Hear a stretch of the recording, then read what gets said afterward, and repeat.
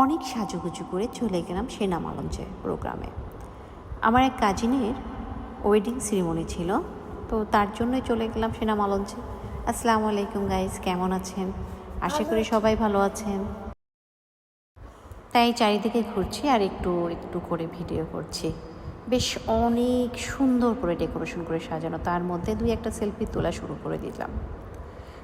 বিয়েতে গেলাম আর সেলফি না তুললে কি হয় বলেন? এর মধ্যে আমাদের সেলফি তোলার কাজ শেষ, এর মধ্যে কনে চলে আসছে, তাদের প্রোগ্রাম শুরু হয়ে গিয়েছে। বেশ অনেক সুন্দর অ্যারেঞ্জমেন্ট ছিল। এখনকার বিয়েগুলো অনেক সুন্দর করে সবাই অ্যারেঞ্জমেন্ট করে এবং অনেক ডেকোরেটেড, যা আসলে সবাইকে অনেক ভালো লাগে দেখে। চারিদিকে মানুষ ঘোরাঘুরি করছিল এবং প্রোগ্রাম দেখছিল, আমরাও দেখছিলাম তাদের সাথে।